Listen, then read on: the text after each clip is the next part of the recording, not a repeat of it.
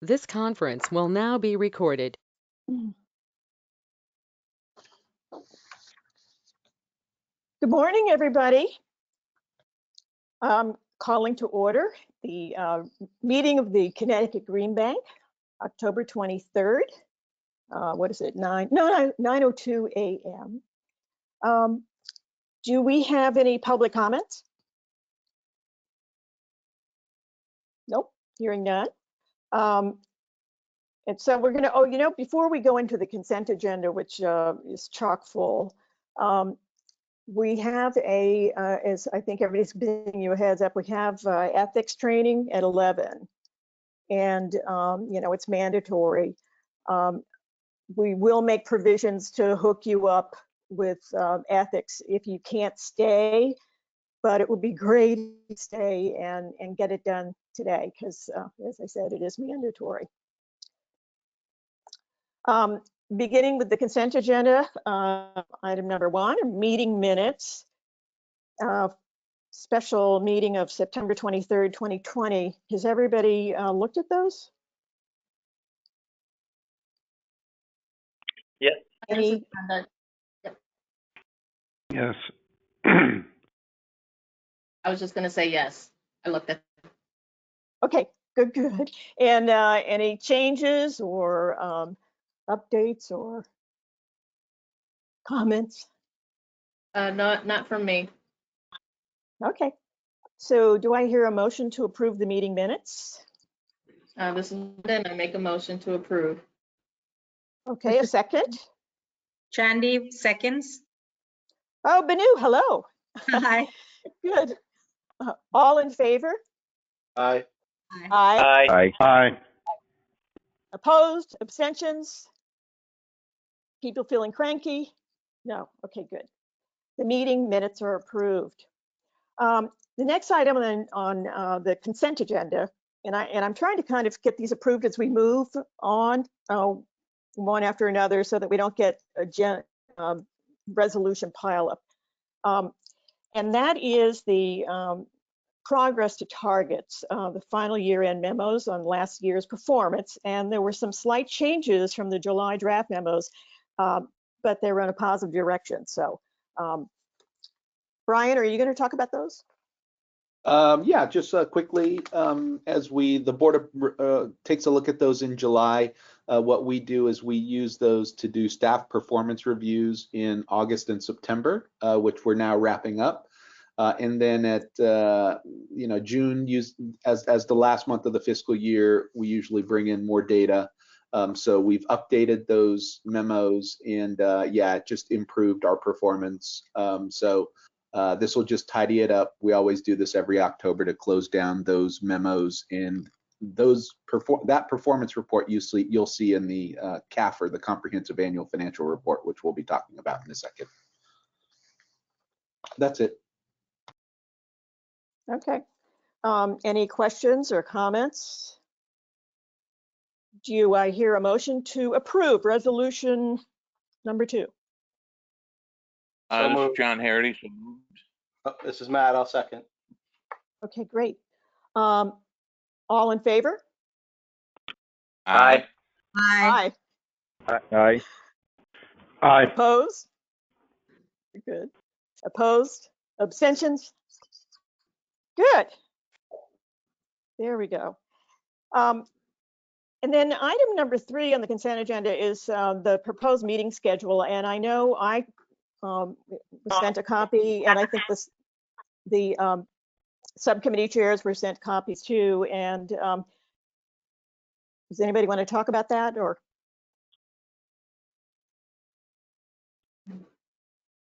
This is Tom Flynn. I have one comment on the meeting schedules. What ends up killing me are the special meetings. So to the extent that we need to have them on our regular calendar so that I can plan, would be very helpful for me. It's just when we get these requests, and they seem to be quite voluminous lately, of the special meetings, it's very difficult for me with my work commitments to get to those meetings. Great, thank you for that comment, Tom. Yeah, we'll after this meeting, after the board and committee meetings schedules for the calendar year are approved, we'll have Cheryl send out invites for the regular meeting schedule. And then we'll note on special meetings. And, you know, Tom, I'll reach out to you just on what time works best for you when we have that. And we'll try to keep them down, obviously. Thanks, I sir. appreciate that. Thank you. Yeah, Okay, so if I could, this is Bert Hunter. I just want to, if I could, Madam Chair, just for a moment. Tom, when we have had special meetings, they have, and appreciate the scheduling issues. What we've tended to do when we've gotten pressed by a particular transaction or, you know, certain courses of events that we really are difficult to control and kind of the atmosphere we're operating in. What we've done is we've kind of converted a deployment committee meeting into a board meeting. So it kind of takes what we have, which is just shy of a quorum for a board in a deployment committee meeting, and turn it into a board. So I don't think you're on deployment. I think you're on you might be No, on ACG. I'm not on deployment. Yeah, no, I'm not Yeah. on deployment. It just gets, like I said, it just gets rough when you get these notifications late, and then you get dinged and said, hey, you know, you didn't attend these meetings, and it's like, well, you know, they came up maybe with a couple Right. weeks notice or a week's notice, but I've got a full-time job. You know what Well, I mean? we should. No, we appreciate that. I don't think we should be careful about dinging board members on special board meetings. But Yeah. anyway, but I just wanted to give you some color as to, you know, why we have, you know, sometimes been pressed to do that. Yeah, there's a long expanse of time between boards, and sometimes, you know, things get caught up. We're just trying to accommodate you know, the needs of the moment, so to speak. So apologies for that, but just wanted to give you some color. No, I appreciate that. Thank you. Thanks, Madam Chair. of course. Anyone else want to comment on this, on the meeting schedule? So do I have a motion to approve resolution number 3, that the meeting schedule with a new inclusion by Tom Flynn, who, and absolutely right, make more of an effort to get people a heads up and, you know, and get it on the schedule as early as possible. Do I hear a This motion? is Kevin Walsh. I move to approve. And this is Steve Meyer. Meyer, Okay. All in favor? Aye. Aye. Opposed? Abstaining? Okay. The motion passes. All right, and then item number 4 is actually we're sorry to be losing Celia Price, and thrilled to have Sergio come in to join the team. And Celia has agreed to stay on at a transitional capacity before leaving, just to make sure that everything is up to speed and that you know, everything's handled smoothly. So did you want to talk about the position description? Brian, did you want to talk about it? Yeah, just really quickly, as you'll see, the position description is really transition support. So as Sergio comes in as the new Director of Incentive Programs, and Celia is going to support him with that transition. So we talked about this in our fiscal year 2021 budget conversations earlier in the year. Before we found Sergio, great, and now Celia is going to step in. So the position description is really supporting that transition. And just as a kind of for your information, all director level positions and above historically have come through the board for review and approval. Anything below director level I can approve of as long as it's consistent with the operating budget and plan. Any questions or comments? Do I hear a motion to approve item number 4? John Harity, so moved. Any second? Brenda here, second. Thank you, Brenda. All in favor? Aye. Aye. Aye. Aye. Opposed? Opposed? Abstentions? Okay, excellent. Moving on. So item number 5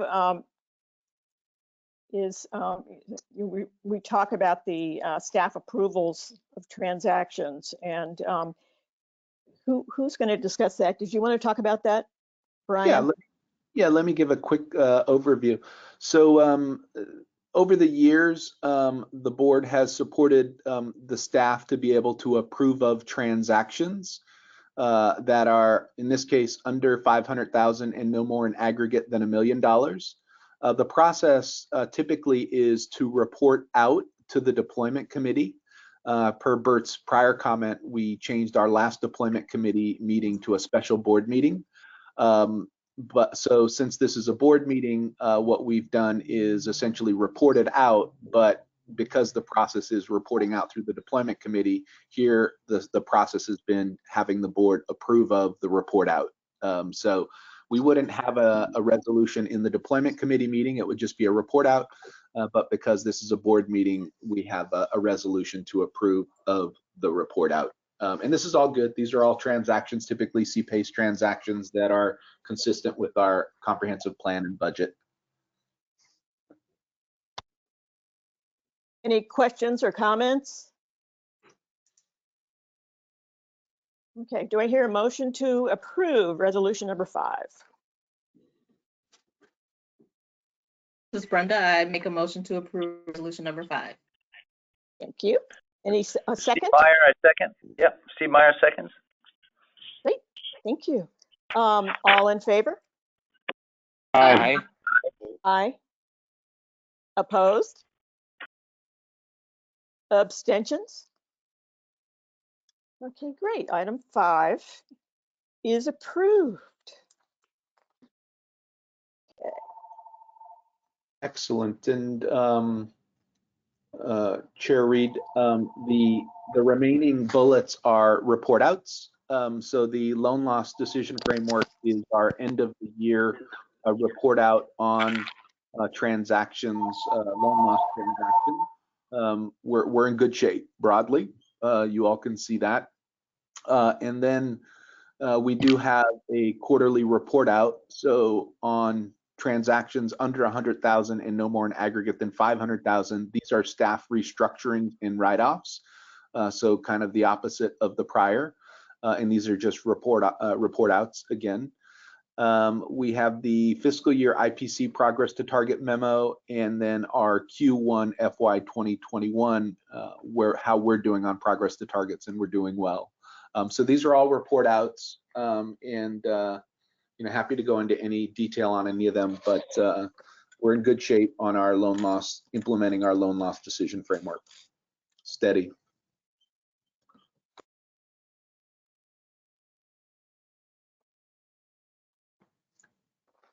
Okay. And I'm just looking now, number 6, the Audit Compliance and Government Committee recent meeting.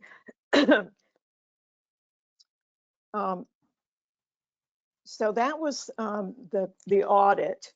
And Matt, did you want to talk about this? I'll introduce it, sure. Okay. This is our annual audit that we're required to do, like all other public and quasi-public agencies. I'll start off by reminding everyone that, and complimenting our team, that last year's we do what's called a comprehensive annual financial report, a CAFR, which is sort of like an audit, I won't say on steroids, but sort of with a extensive explanation of our programs and the benefits. And we have, I think it's now 6 years in a row, gotten an award for having done such a good job on it. So congratulations to the team. This year's CAFR, we received the draft report from our auditors in the committee. I think it was about a week and a half ago. It was a clean audit. There were no issues getting information from staff or getting access to information that was needed, and that there were no material, discrepancies or anything that caused the auditors any agita. I haven't looked at the final version, which we have now, but I assume it's the same. Brian, are there any changes to it? I'll turn it over to Jane. Jane, any modifications? The version that we have has, for the board, has probably just some formatting changes, and there will actually be one more version coming out that will be the one that we will issue, and that's got just minor things, nothing having to do with any of the financials, mostly just removing some highlights and updating dates for when we know what day things are actually going to issue. So. Okay. Well, that's all I have to say. I don't know, Jane, if you want to say more. Yeah, I'll say a little bit more, but you stole a lot of my thunder. I hope everybody got some time in to read light reading for our 277-page report this year. I can only take credit for the front half of it, having to do with all the financials and the footnotes and MD&A, those disclosures. And Eric and the team have done everything on the back half, which really acts as our playbook, and other green banks have actually looked to it to figure out how to do as well as we've done in the past. As Matt had said, under generally accepted auditing standards, we're going to be issued a clean, unmodified opinion. And part of the audit, they use generally accepted government auditing standards, and they have to give us a report on internal controls and compliance. And Blum Shapiro found no material weaknesses or deficiencies in internal controls, and that there were no instances of non-compliance with internal controls. Next slide, please. We'll also have some required communications that will be going to the board after the financials are issued, and they have to do with making sure that the transactions that are reported in the financials don't lack any support of authoritative guidance, so that it essentially says that we applied generally accepted accounting principles correctly. And the other thing that they look at is to make sure that transactions that fall on the edge are actually reported in the proper period. We actually got lucky this year that our green bonds were issued in July, so we didn't have to go through and try and figure out all the substantial reporting that's going to be required for those next year in the CAFR. We'll probably be up to 300 pages by then. One of the things that the auditors comment on is that we do use some estimates within the financial statements, and management does those estimates based on either their knowledge or based on third parties. And the significant estimates that are in our statements are the same thing that they have been for the past number of years. We've got the loan loss reserves, and it's important to note that this year that does include a bump up that we discussed in the April 24th board meeting, where we have strengthened some of these reserves for COVID, just to recognize that there may be some impact on cash flows with deferral of CPACE, and us actually wanting to grant deferrals to some of the residential customers as well. So that's been taken into account. Their loan loss reserves are heavier this year than they have been in prior years. The swap interest rate swap calculations that we do are based on valuations that we get from our banking partners at Webster and Key.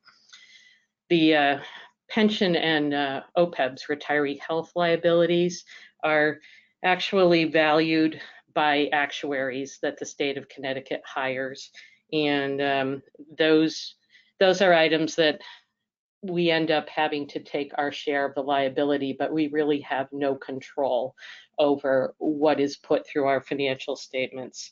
The auditors of public accounts actually opine on the census data for the employees that are used to calculate that as well. And the last significant item we have that's an estimate is the asset retirement obligation.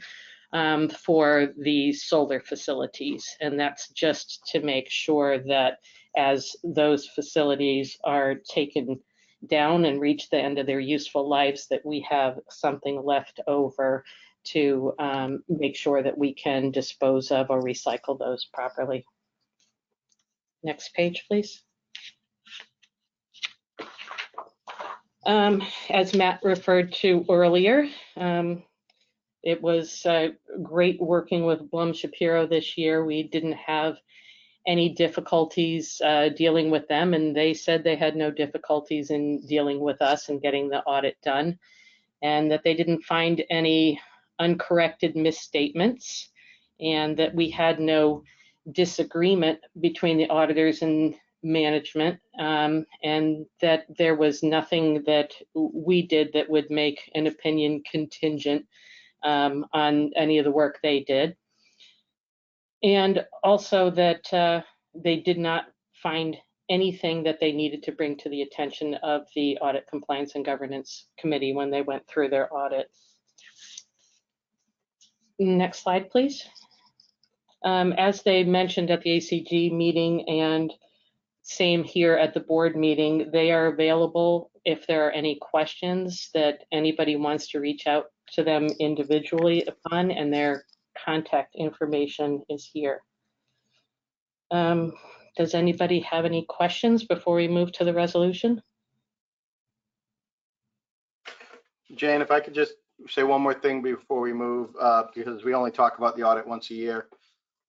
Just for everyone who maybe are newer to the board, about 6 years ago, we decided to do this CAFR, which is a lot of extra work for staff, for two reasons. One was to, it gives us a chance to have a narrative section about our mission and put in context some of the things we were doing that at the time were kind of new to everyone. But the other one was we really wanted to be sort of a model of transparency and financial openness, just the way we are in our programs, as sort of a beacon for other green banks to look to, and also to, make sure public confidence would always be high in the work that we do, because, we were concerned that legislators might think, there's a lot of talk about quasi-publics. So, I really think, staff should be complimented, because this helps us both be a model green bank, but also helps us at the legislature and helps us with constituent interest groups who want to support our mission. This gives them the confidence to do it. So I just wanted to thank Jane and her team. Thank you, Matt. Thank you, Matt, for that comment. It's, it is a great piece of work. Lots of work and effort go into it. There was recently an article in Florida about a local credit union that was being created. It was a climate bank credit union. And the article referenced Connecticut's Green Bank as having the first green bank in the country, and actually had a link to our FY 2019 CAFR. So it was great to be able to see, readers being able to come to this document. And so I want to commend Jane and her team and Eric and his team. There are so many pieces of this document that act as a playbook, information. The one that constantly amazes me is actually the notes. So if you actually go into the notes in the financial statements, you'll see how comprehensive they are, and how Jane has taken the complexity of our transactions and communicated them very effectively in the notes. So if you're ever kind of wanting to know how program X, Y, and Z is structured, I would kind of refer you to those notes, because they're so comprehensively done. So just great job, Jane. Thank you. Well done. Thank you. Anything else before we move to the resolution? Okay. The resolution is for the board to approve the draft of the CAFR, contingent upon no further adjustments that would make any required disclosures would materially change the financial position of the Green Bank. And I can tell you that the draft that we are going to be getting, I'm hoping today, is really just formatting changes. So you would see all of the same financials and wording that you see in the draft that you have in your materials today.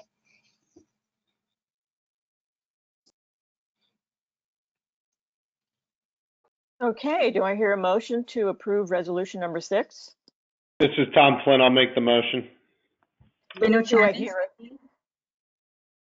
Who was that? Was that Banu? Yes. Okay. Second. Thank Second you. by Banu. Thank you. All in favor? Aye. Aye. Aye. Aye. Opposed? Abstaining? Nope. Resolution number 6 passes. Thanks, team. That was great. Well done.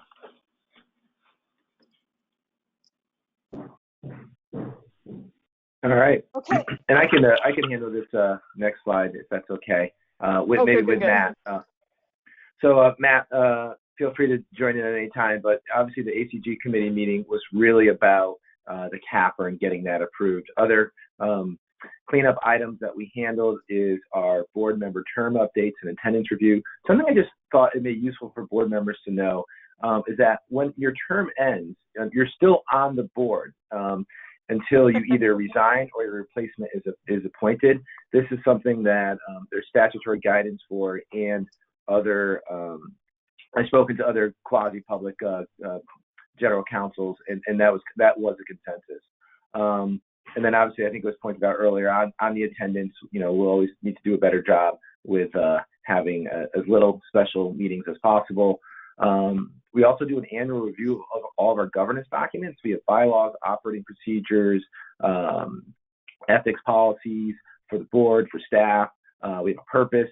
So we just review, dust them off and read them every year. And we actually made changes earlier in the year to our bylaws, so we didn't have anything new there. And then we also did a legislative update, which we do at every ACG meeting, where we talk about proposed legislation that the Green Bank is interested in bringing forward, or we talk about items that have occurred, in Hartford. The one that we talked about because it was the week where it was happening was the utility accountability bill. So with that, nothing else to report out unless anyone has any questions.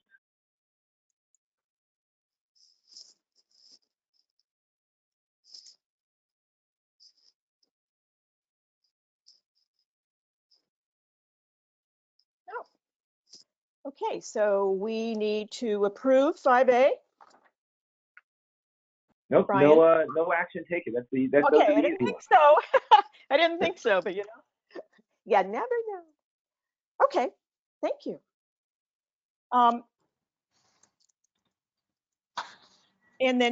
So now we'll move on to number 7. Does anybody else want to say anything more? Okay. Great.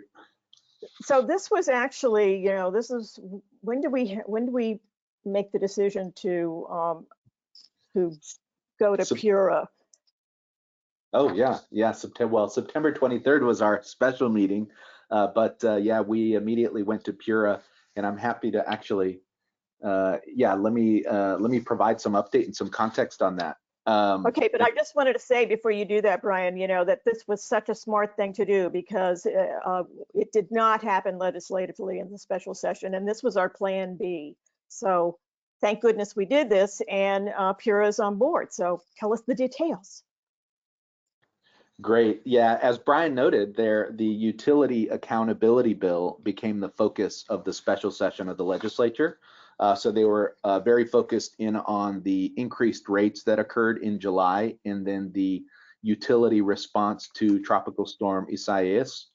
So that was the focus, as opposed to the extension of the residential solar investment program. So as we discussed at the last board meeting in September, the local solar industry is unstable, and that's by every metric that we look at. We actually track unemployment claims. We get that monthly. We've run industry surveys with DECD, Advanced CT, the governor's office, DEEP, the utilities. We've ran several of them. We have good program data that shows us applications coming in and completions going out, and they're all on year-to-year declines. And we did some recent polling of the solar industry, and this is one of their responses. The instability of what's coming up on the federal investment tax credit reduction, as well as the economic uncertainty of COVID, the fact that there was uncertainty on what's happening with the RCIP sitting in between those two massive problems was what we were dealing with at the last board meeting. So we were able to approve, as Lonnie noted there, the addition of 10 megawatts beyond 350 megawatts, which is our legislative target. We're currently at, I believe, 347 megawatts of approved projects. So by approving 10 megawatts more, then that target, there are some cancellations. We have about a 15% cancellation rate. So by approving 360 megawatts, we will indeed achieve our legislative target of 350. So that was one piece of the September 23rd board resolution that was approved. And then the second one really dealt with the need to stabilize the industry, which was to provide them with additional runway for approvals for the Green Bank beyond the legislative target under the RCIP of 350 megawatts. So that was the focus of what we were proposing, and both of those approvals came at the September 23rd meeting. So what have we done since? So one of the keys was reaching out to Pura to have them allow the Green Bank to continue to aggregate residential solar PV systems. So imagine thousands of residential homeowners who have meters on their homes. We track renewable energy credits. Probably about 10 RECs come from a home on average per year. We aggregate those and then sell them into the market. So that aggregation process enables us to be efficient and effective. So we issued some written comments into a grid modernization docket back in late September, actually right around the time of our September 23rd board meeting, as Lonnie was referencing. And Pura took those written comments and essentially filed motions using those written comments in 2 dockets. They then took about a week and a half to file a motion ruling, essentially saying that they support the Green Bank's request to aggregate. And they've opened up a 30-day public comment process if there are any parties who disagree with that motion ruling. So that is all a good sign. We needed that. So that was the first item there on our progress. The second one was we've established a $20 average target for RECs to cost recover us to be able to do this extension. We've spoken to the EDCs a week after our board meeting. We had a conversation with them about wanting to sell them our renewable energy credits. After Pura issued its motion ruling on October 15th, the day after that, we sent to the EDCs a draft, a right of first refusal, essentially saying, here's what we would like for you to consider in terms of helping us work through this unstable time, is if you could purchase RECs that come from these systems. And we proposed this pricing structure, the first 5 years at $30. $30 is actually $5 less than what the market is currently trading at, so ratepayers would save on costs. The second 5 years, from year 6 through 10, we priced at $25, and then the years 11 through 15, we priced at $20, which is 50% of the alternative compliance payment in Connecticut of $40. So we felt that this portfolio not only would help us cost recover. We have a $20 target. This would give us an average of $25. So it would help us manage that risk, while at the same time reducing the RPS compliance costs on ratepayers. So knock on wood, we're doing steady there. We've got our first call with one of the EDCs today to discuss this right of first refusal. The focus of this presentation is to try to reduce the third risk, which is how much we're actually paying out on the incentives.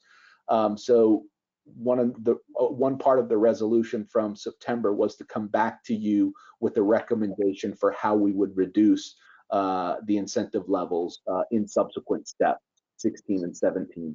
So I'm going to turn this over to Sergio Carrillo, who's going to walk us through the staff recommendation for the reduction of the incentive levels. Thank you, Brian, and good morning, everyone. So Sally and Brian, please feel free to chime in at any time. So let me start by providing some context on this step proposal. When we were deciding whether to decrease the incentive levels for step 16 and 17 and by how much, we reviewed last time we decreased the incentives back in October 19 and the effects that that had on the industry. So back then, when we were going from steps 14 to 15, both EPBBs and LMI PBI incentives were reduced by 10%, and PBI was reduced 15%. It was the largest drop or reduction. So we noticed that in calendar year, or from calendar year 2019 to 2020, both EPBB and LMI PBI markets have maintained their volume despite the incentive reduction. However, the PBI market activity had decreased. So recognizing the role and importance of the third-party owner sector has in the industry, we considered it was necessary to maintain PBI incentive levels and not cut them any further. So in step 16, right, for the proposed 10 megawatts of capacity in step 16, incentives will be the same as step 15. We're proposing no changes.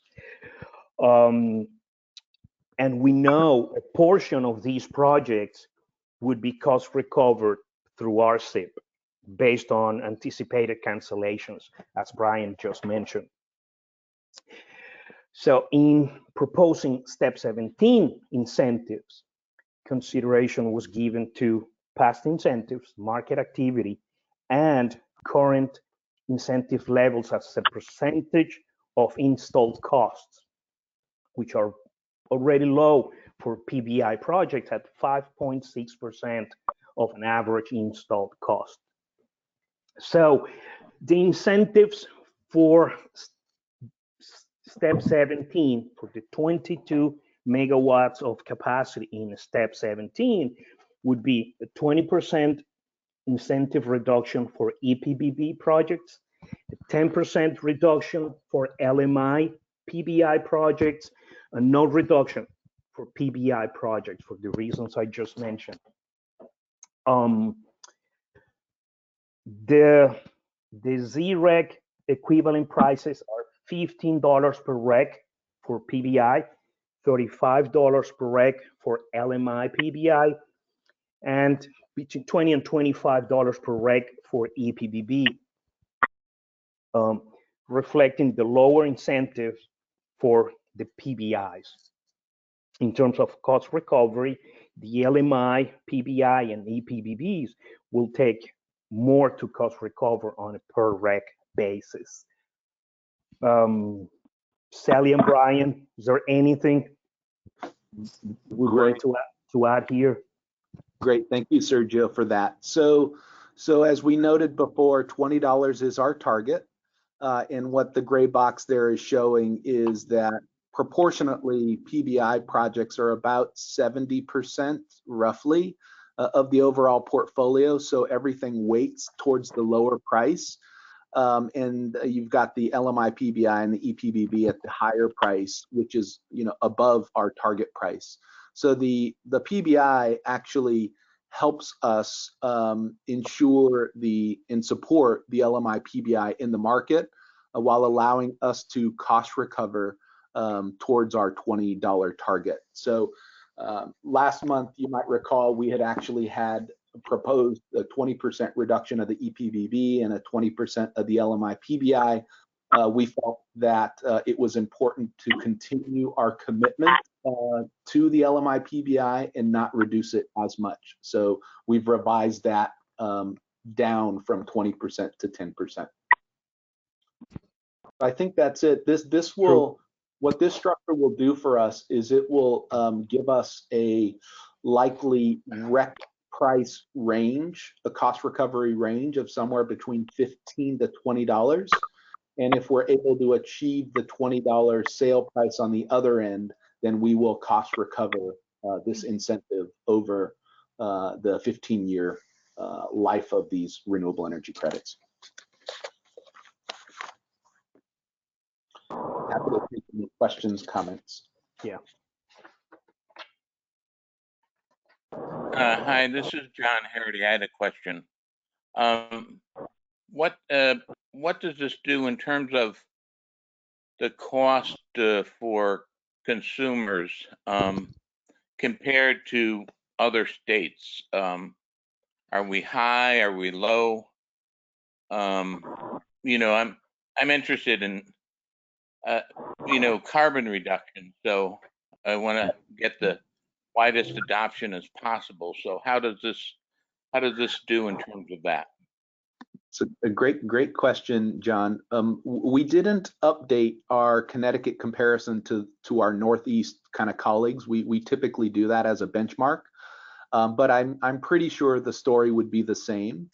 On a watts per capita basis, Connecticut is the most residential solar PV in the Northeast region, which is great.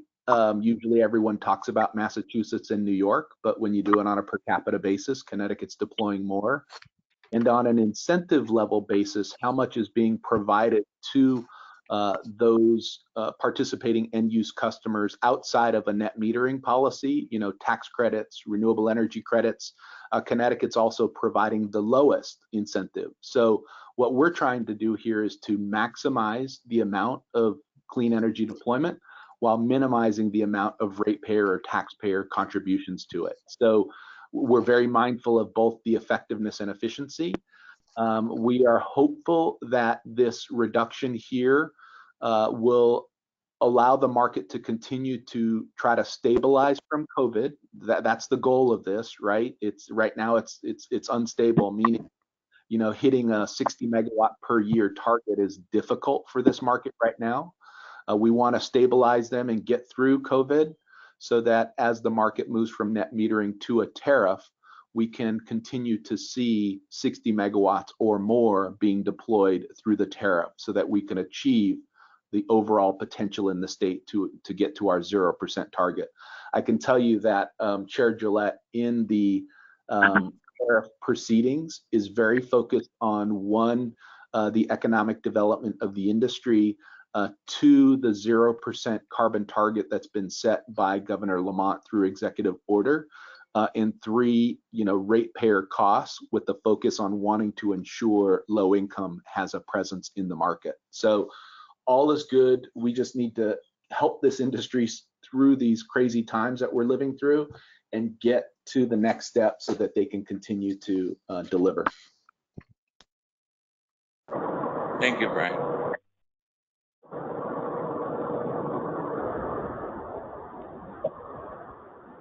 Does anyone else have any questions or comments?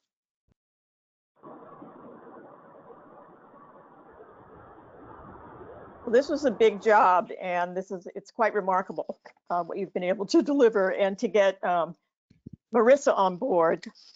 She knows her stuff, so this is I'm thrilled that we were able to do this. And Sergio, excellent. This was no easy task, and you stepped in and helped the team make it happen. So thank you so much. Yeah, my pleasure. So that's resolution number 7. And do I hear a motion to approve resolution number 7?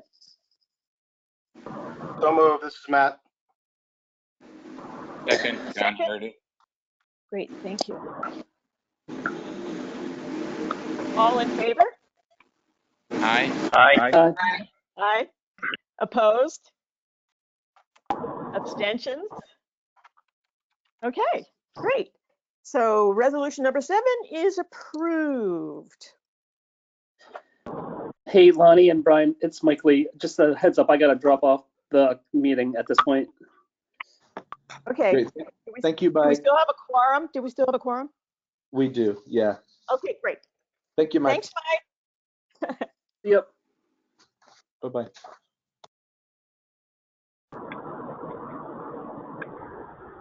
Okay, and our next item involves Mystic Aquarium. I think the deployment committee approved a CPACE deal for Mystic in 2019, and the COVID pandemic put it on hold, but they're now seeking reapproval, and it's really in conjunction with what DECD is doing, right, from the governor's office, to really help Mystic going forward, since it's pretty much our premier tourist attraction.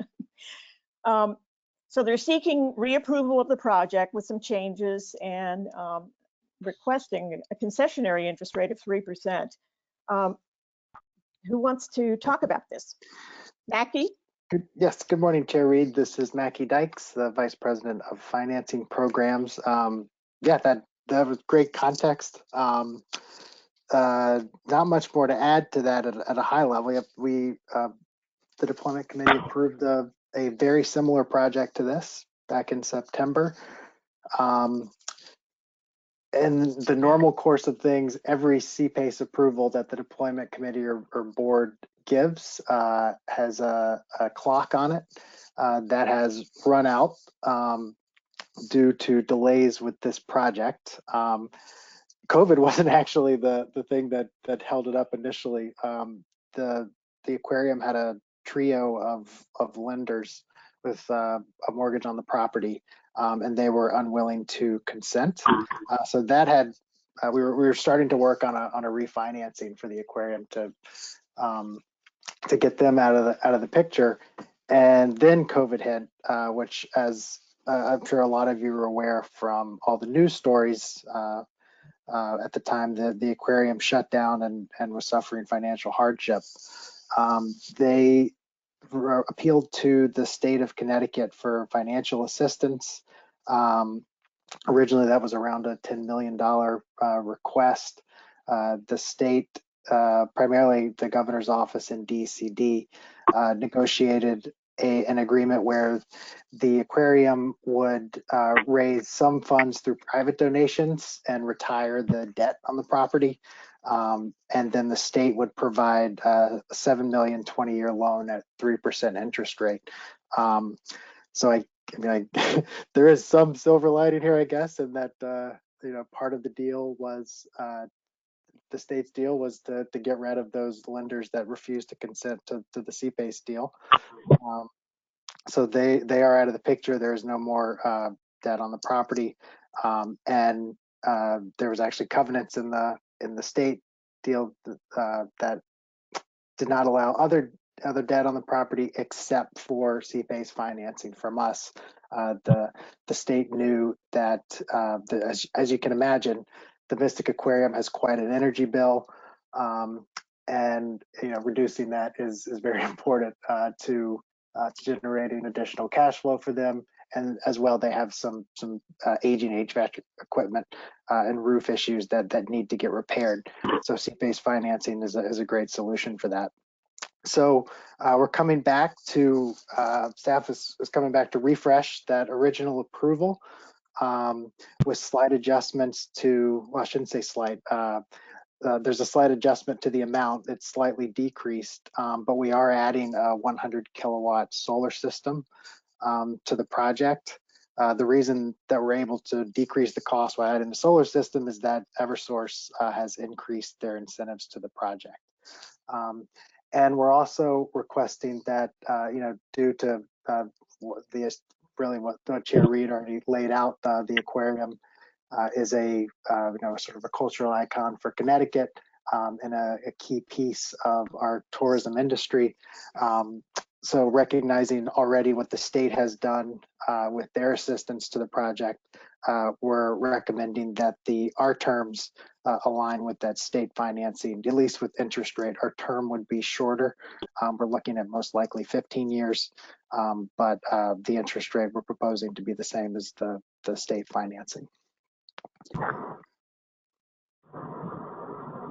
So I'll pause there for any questions.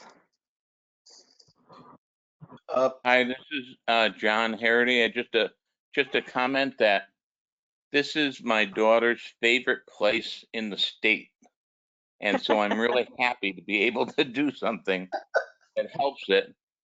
And I also think that anything that they can do that's green really adds to the mystique of the place, because it's very environmentally conscious. So this is a great move, I think.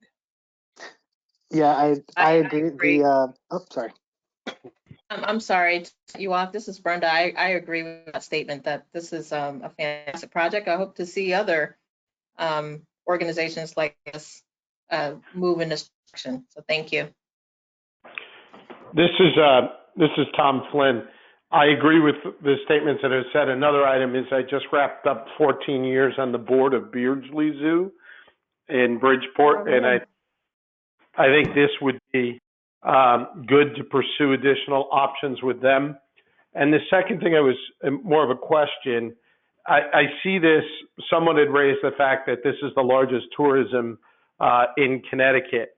And I wonder if we don't have a unique opportunity here to take advantage of marketing this program and exploiting, for lack of a better word, our partnership with the Mystic Aquarium to get more of the message out about the Green Bank and maybe get more traction working with others for this and others of our programs. So if we could try to do something unique on the marketing front with this, I would strongly encourage us to do so. Great. Yeah. Sorry, go on. This is Matt. I will agree with what everyone said, but in particular, Tom's comments. Having attended, I can't count how many field trips to the Mystic Aquarium with my kids. They have tons of school buses that come through. Maybe it could we could work with them to prepare a curriculum that they could include with their other curriculums. But I do have two questions. One is, what is the basis for us to do this at 3%? That's a pretty big deviation. And so what is our basis for doing that? And two, I just wonder, I mean, I'm sure somebody looked at this, but why aren't they considering a fuel cell instead of solar, given their need or their ability to use the waste heat to, keep their pools and water warm?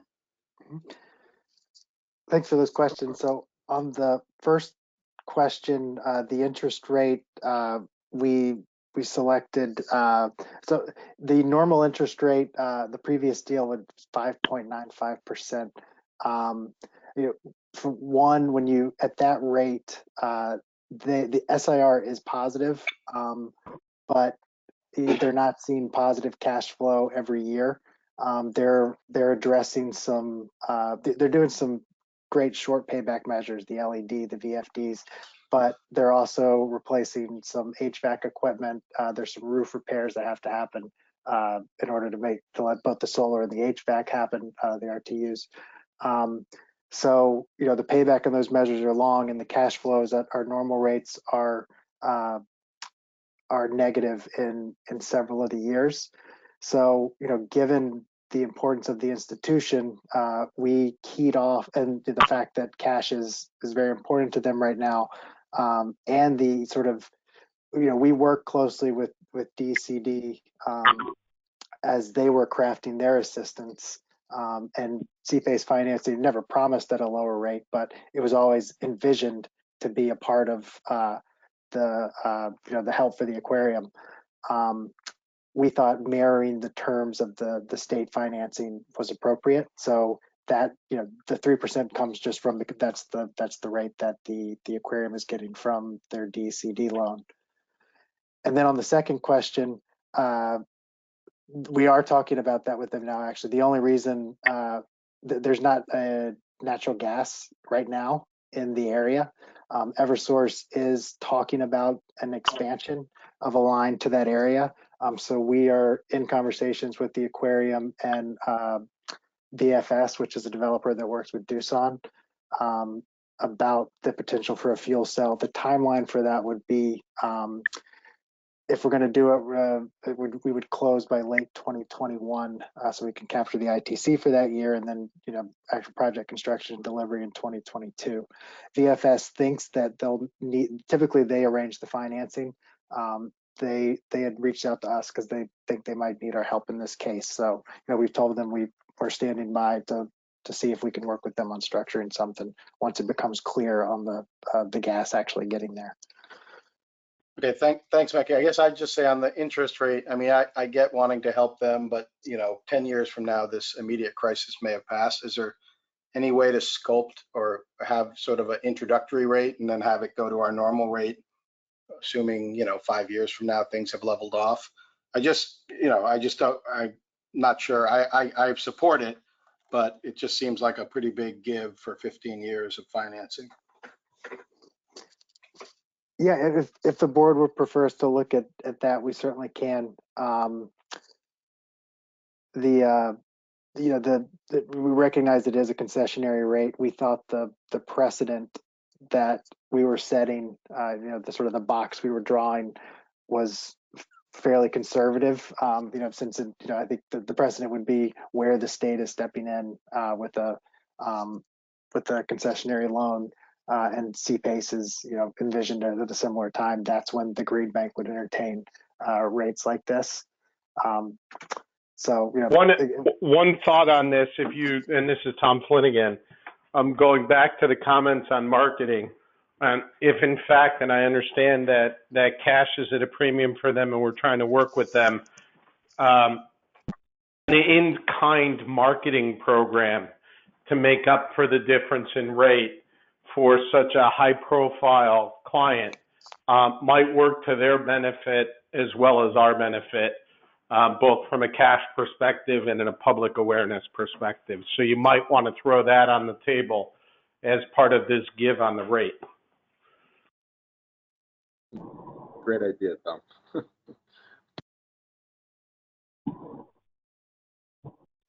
And let me make sure I understand that we don't offer you're saying we don't offer the 3%, but something. No, I'm saying or they have to help. They have, if we're going to give them that rate, then we enshrine some agreement about them working with us more than usual on marketing the project.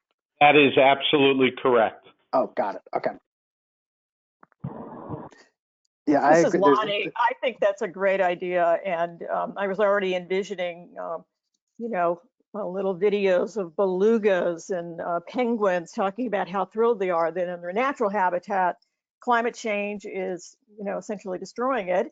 But the Green Bank has stepped in, there just feels like there's so many ways to market it, and as Tom and everybody has been saying, the numbers of people who pass through there, and it's such a joyful experience. It's a perfect way to show off what the Green Bank is doing.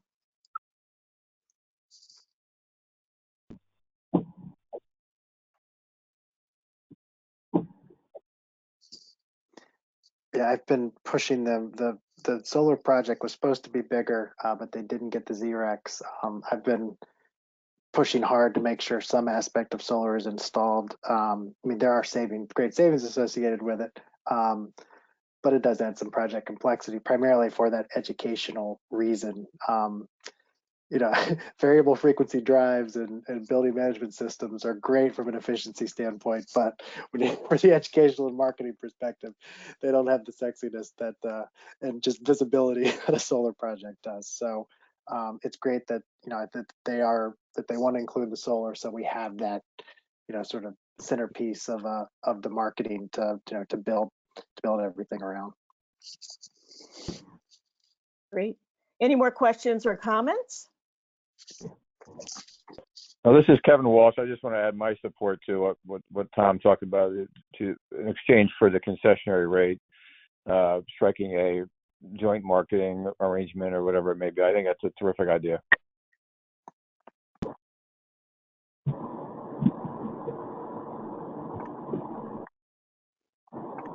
Great. Well, we can build that into the financing agreement.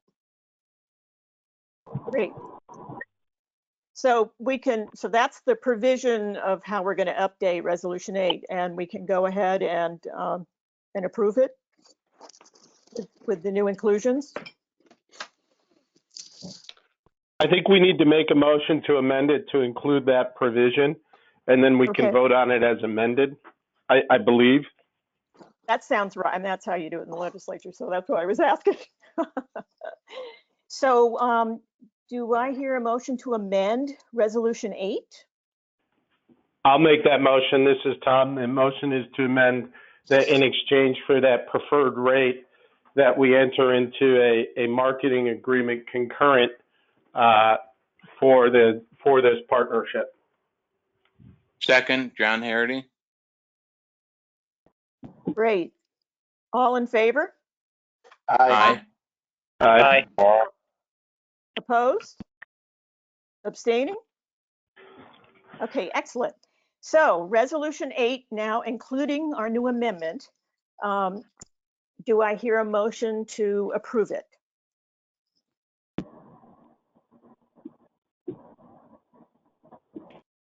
This is Matt, so moved. Do I hear a second? Kevin Walsh, Second. second. Okay, all in favor? Aye. Aye. Opposed? Abstaining?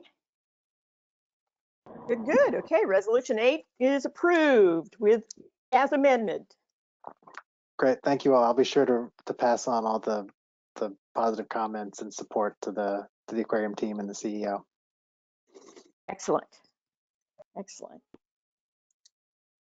And our next item of business, Resolution 9.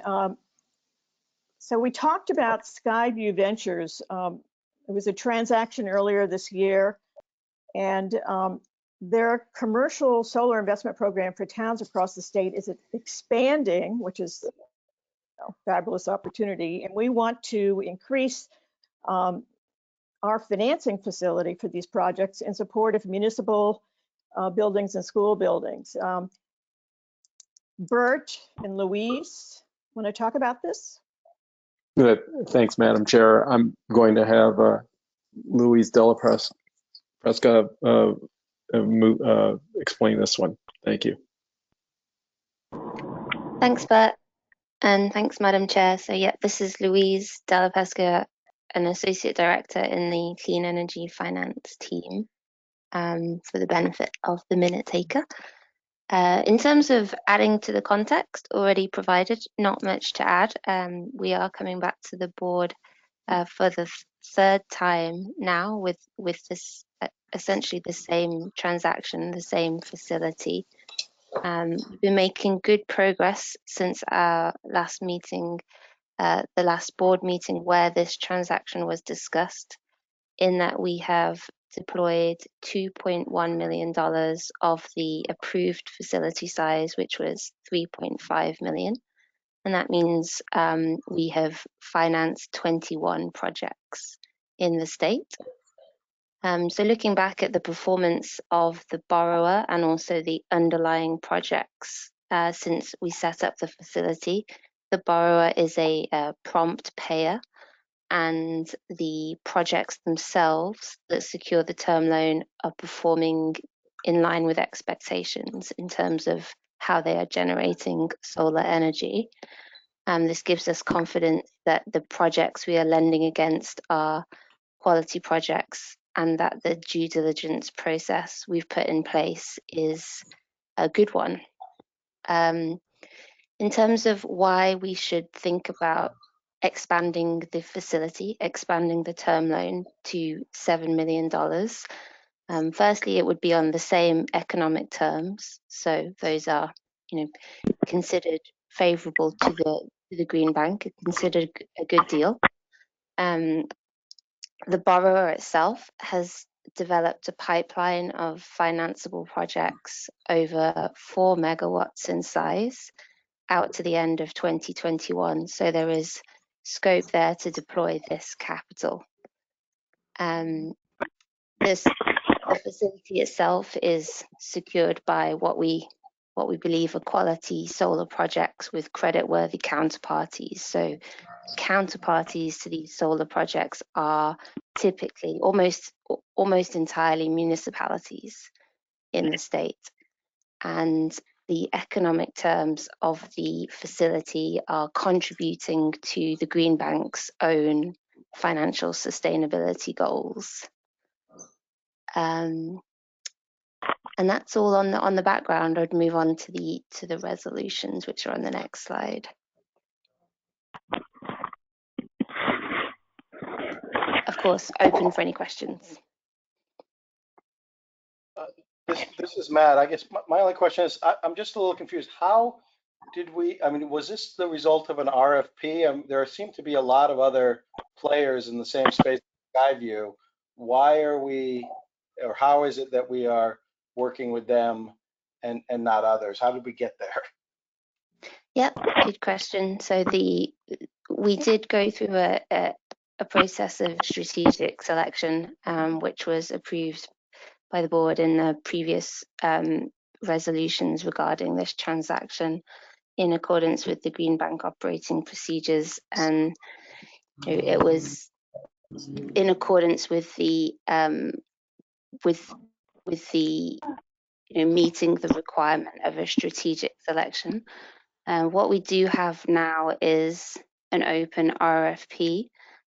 So if there were other developers in the state that did want to work with us in the same way, and we would be very open and very welcome to doing that, they can apply to do so through a rolling open RFP, which is hosted on the Green Bank website.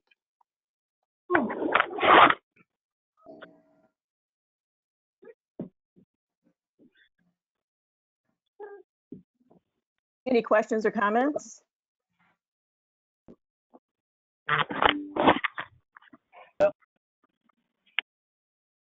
Good. Does anybody want to move to adopt resolution number 9?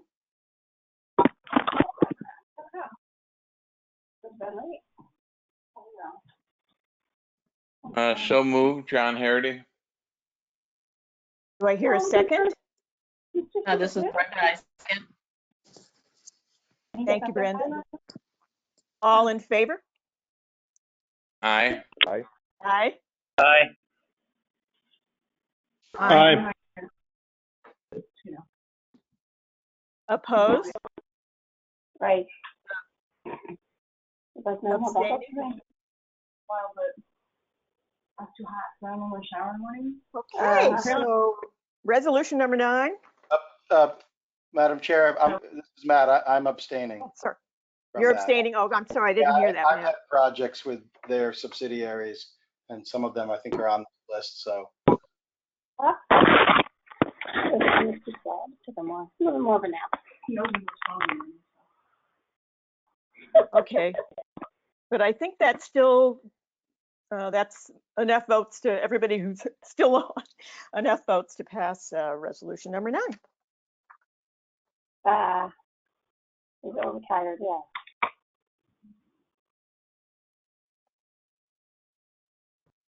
Okay. Thank you. And now resolution 10 involves our strategic partnership with PosiGen, which we talk about quite a bit. And this is really involving, our efforts to support solar and energy efficiency for LMI families. We heard from finance about how PosiGen, I think it was last March, was seeking additional capital and how we might restructure our financing facilities for PosiGen. Given COVID, these restructuring plans have been delayed, but now seem to be coming back on track. Bert, did you want to update us and explain, what you're asking of us? Yes, thank you, Madam Chair. Yes, you're right. We did come to the board last March and updated the board on PosiGen at that time. Our strategic partner in LMI Solar and energy efficiency. At that time, PosiGen was on the verge of closing a new equity capital round, and with that equity round, the company was anticipating restructuring a significant portion of their back leverage facility, which finances the solar leases that they do for residents in Connecticut and elsewhere. Unfortunately, with COVID kind of closing in on the entire economy, and particularly the economy here, that equity round did not close. A number of participants said they were taking a pause, and excuse me, whoever is controlling the GoToMeeting, could you please mute caller 6, and we can unmute caller 6 when they need to speak. Gotcha. Thank you. Thank you. In any case, because of COVID, the number of the investors in the equity round, as well as with the participants or the participant that would have taken out our second lien position, had to take a pause. That work, but the work has continued apace in terms of keeping the getting the potential equity investors in line, and at the same time, the company has performed remarkably well, on their sales as well as installs. They're getting close to completing their capital raise, and I explained, where the company stands and all of this in the memo that was circulated last week, to really kind of give you a performance update on Posigen, as well as the next steps with the recap of the financing, and as well as talk about the second lien facility with a new participant in that loan, and the desire of the staff to convert late fees that the company owes to actually shares in the company. So as you see here on the screen, what you're seeing is a performance indication in terms of sales to date. Sales have actually never been stronger for Posigen, which might seem a bit unusual in these COVID times. You can look there and see that it's really from June through September. It's the 4th consecutive month of sales that have exceeded 400 per month, and they even hit 500 in August. And importantly, as far as Connecticut is concerned, we have here in Connecticut, we have led in 6 of the 9 months of 2020, including each of the last 3 months, and overall lead, with a share of 44% of Posigen sales versus 39% for their home state of Louisiana. That has translated into a significant backlog of 876 systems. Year to date, they have installed 565 projects in Connecticut.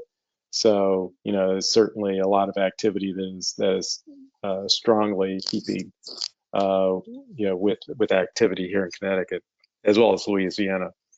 Here, what you're seeing is an improved collections experience. Their collections through September of 2020 are better than 95% current versus just under 93% for the same period in 2019. We think that some of this is PPP related, people having just more cash as a result of the stimulus packages from Congress, but also people want to hold on to their savings versus utility costs.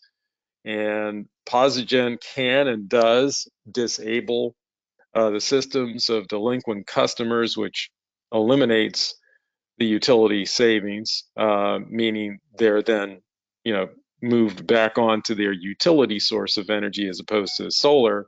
So that robs them of savings of 25 to a third of the typical electric bill. So that's all kind of, really strengthening the performance here. I'll just pause right there. Are there any questions on their performance thus far operationally in 2020? I'll keep going if not. Okay. This slide, it's rather dense, but it just explains the history and background, which goes back to 2015 when we established our first facility for Posigen, and to the present day where we have $14 million of exposure in the back leverage, which is financed against the collateralized by solar leases and energy efficiency financing, as well as 4.8 million together with IPCs, 2.1 million. It's a little higher than the numbers there. Sorry, those numbers are just slightly out of date. So overall exposure between IPC and the Green Bank of 6.9 million, 4.8 million of that is with the Green Bank, and that's collateralized by PBI, performance-based incentive receivables, which is the incentives that Sergio was speaking to earlier in the call. Next slide, please. And this is how that kind of shapes up. If you look in the lower right-hand corner of this slide, you will see where the Green Bank is located. Part of that is together with Ares Capital and New Island Capital in a back leverage facility, which has 81 million outstanding overall. We have 14 million that is outstanding there, as well as the PBI facility that you see that is also related. If you go to the next slide, one of the things we're asking the board for is to approve a participant that would be within the overall $20 million facility. Of course, we were capped at 14 million, but this group called Candide, which brings in ESG investors, are seeking to invest up to $5 million in that facility. So that would be in addition to what we have outstanding there, but it is all related to the established borrowing base, which governs the overall arrangement between Ares and the Green Bank. Next slide, please. So this is it's just a summary of the recap plan. 40 million of new equity in a D round. The preferred and other debt holders are actually taking a haircut and converting into common. The Ares first lien facility, which you saw on the previous slide, they have brought one of their other funds in to actually bring the facility to the full 75 of availability, which that was actually approved by our board, meaning the $75 million limit of that facility. But Ares did not have that fully funded yet. Now they will, as of the new equity round. There's the highlighted participant in the second lien facility. No change in advance rates. Tax equity has been committed. The company closed on 15 million of tax equity in August. That is why that backlog is so large. That cash now is flowing into the company and able to allow the company to move forward with installations. And they've also confirmed 20 million of extra tax equity availability starting in 2021. As part of the recap, we would have our position brought current, and post recap, the company will be looking to replace CGB because our position of 14 million is capped. So as the company grows, they would need further access to a second lien participant that could actually grow the facility. I'm going to pause right there and see if there are any questions before I go on to the warrant. Just a quick question. New Island Capital, they were previously in a first lien position as well, right? That's correct. And they would be, as part of the recap, they would be replaced by Ares. And the New Island is planning to participate in a subsequent round of the new equity. Gotcha. Thank you. Mm-hmm. So you're basically going to reinvest their back leverage debt into equity. And here is, if there are no other, were there any questions? I didn't want to move too quickly before we moved off that slide, in case any other directors had a question or comment. Okay, and then here's where we stand in terms of Posigen arrearages. They were current through May, got behind, and starting in May up to May they were current. Then they started to slip with the pressures of tax equity not closing, and squeeze on cash resources. So you see that the past due amounts did get up to 762,000. That was brought down, is being brought down by the PBI cash flow that we have a first priority security interest in. So that's being applied to those balances. And if you look at the 581,000, that's really 400,000 of regular debt service and 180,000 of late fees. And those late fees are expected to grow to 205,000 by the time of the recap closing, which is scheduled now for November 15 or thereabouts.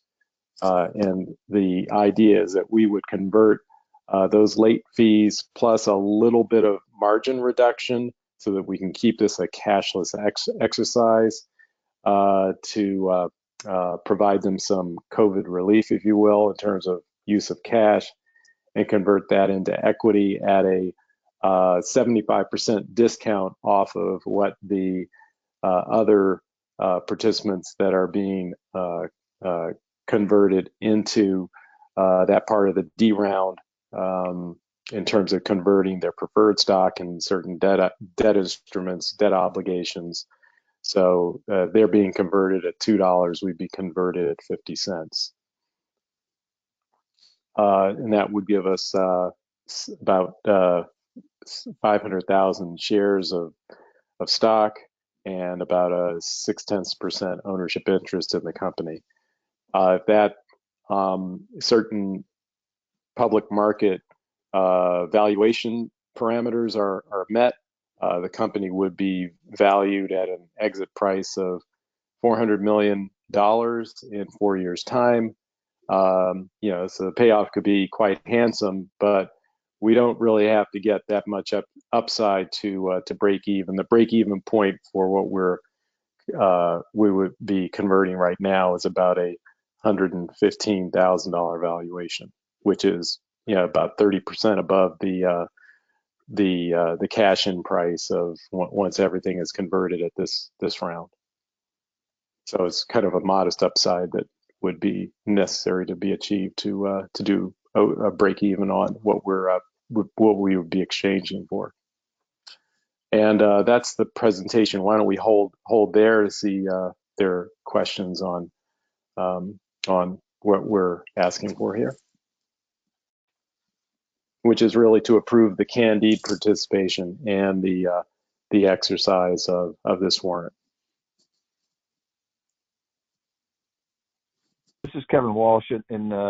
In prior board discussions, I expressed some concerns. This is obviously a very significant position for the Green Bank, and it's a junior position at that. And I think we talked about making sure there was appropriate cash sweeps in this deal, so we would have the opportunity to get paid out before there was any equity flowing to Posigen. Equity distributions, is that in place? Yeah, that's what we are. That's effectively in place because we control the cash flow from the PBI, Kevin. So so we're not releasing that cash until we are fully paid. Okay, great. Thank you. we'll be pari passu with Candida in the second lien. Is that right? That's right.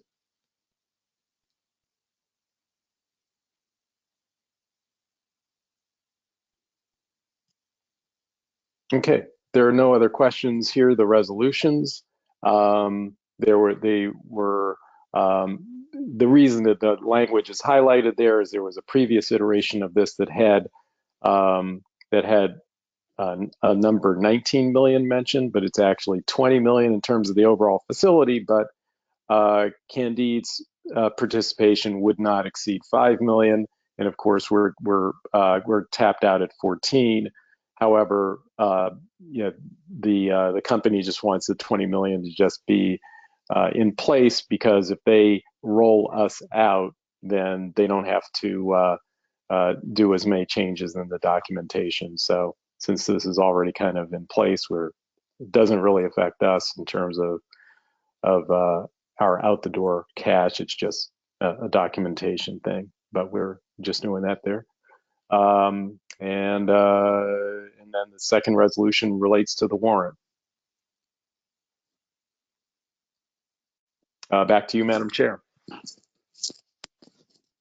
Any more questions or comments?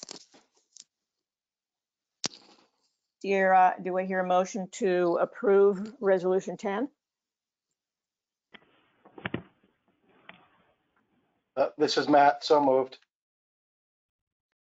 Do I hear a second? Second, John Hardy. Thank you. All in favor? Aye. Aye. Opposed? Abstentions? This is Brenda. I'm going to abstain as we work with Oxygen to help engage low moderate income households to their program. Okay, thank you. Thank you, Brenda. So Resolution 10 is approved with one abstention by Brenda.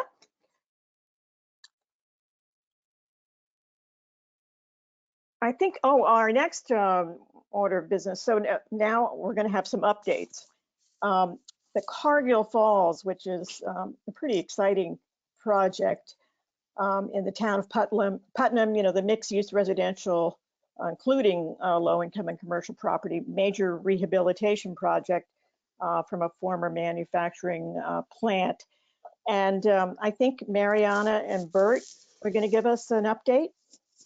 That's right, Madam Chair. For those of you who do not know Mariana Treef, she is formerly was on the staff of the Green Bank, but now she works as a clean energy finance consultant, and she has been managing the historic Cargill Falls project very capably, and it's under her leadership that we're hoping to move things along and keep things on track. So Mariana, if you are on the line, if you could go through the update.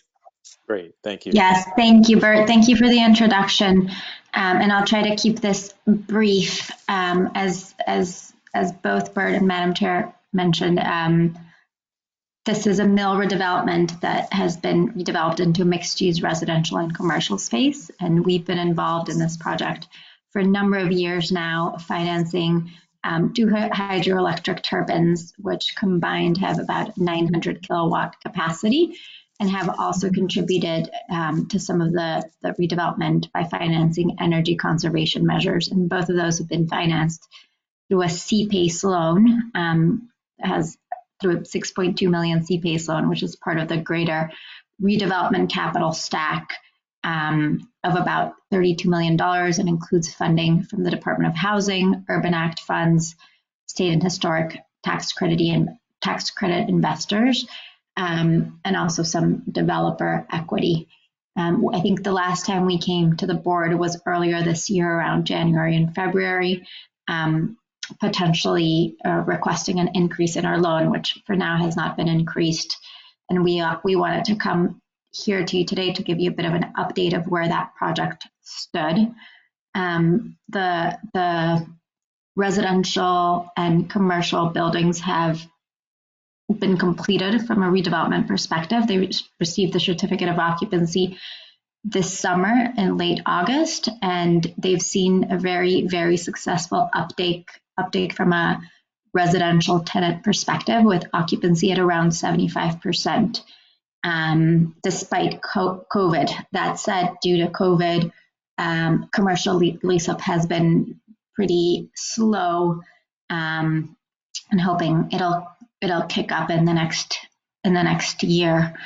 From a hydro perspective, the bigger turbine, which is around 600 kW, was commissioned back in 2017, and part of the work that needed to be done for the smaller hydro was part of the redevelopment construction that has just ended. However, it required an approval, permit approval from the Department of Transportation for some bifurcation work that leads into the source of the water that needs to come into the turbines. The Department of Transportation has not been able to grant that permit yet, and they expect to do so in the spring. So we'll have the first turbine up and running, the one that had already been commissioned, but the work for the second turbine's been a bit delayed until the spring because of those permit delays. And from an update perspective, projects sort of now that it's being finalized, we're getting a better sense of what the cost overruns have been.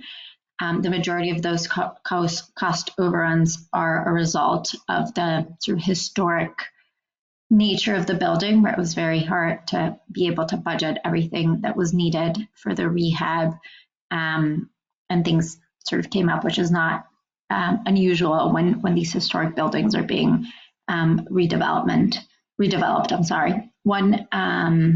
The project team and funders are currently exploring different funding alternatives and also working with the property owner to understand what the expected cash flows of the project are going to be, so that we can understand what our potential sources to fill in that gap. A 1.8 million request has already been submitted for Urban Act funds, and the Green Bank is also working with the project team so that once those numbers from a cash flow perspective are finalized, we can lend some support for that Urban Act fund request.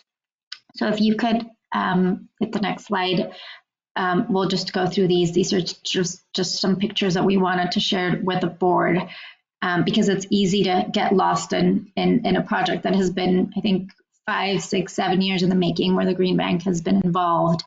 And the pictures really do speak to the work that's been accomplished. So these are just some before pictures of the damaged and neglected interiors of the old mill. And if you go to the next slide, you'll see what the building looks like now that the building has been completed. Interiors have been completed. If you can go to the next slide. Some pictures here are of what the units actually look like. And as I mentioned, 75% of these residential units have already been rented out. If you can go to the next slide. Again, some more pictures of what the facade and exterior look like. Lots of broken windows, neglected landscaping. And if you keep going, next slide, please. You'll see what it looks like now. And this is a really prominent site in the town of Putnam.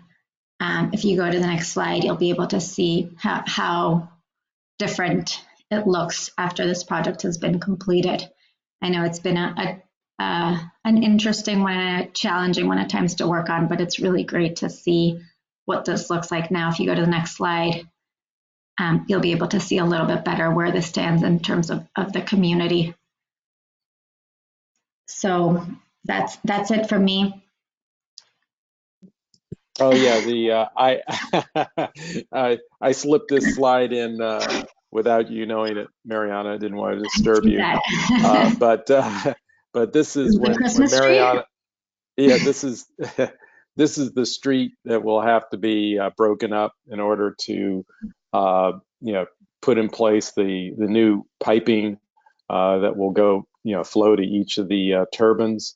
So you can see that is the main You see at the top of the screen, it's toward the west and coming into town, which is the towns to the left side of the bridge.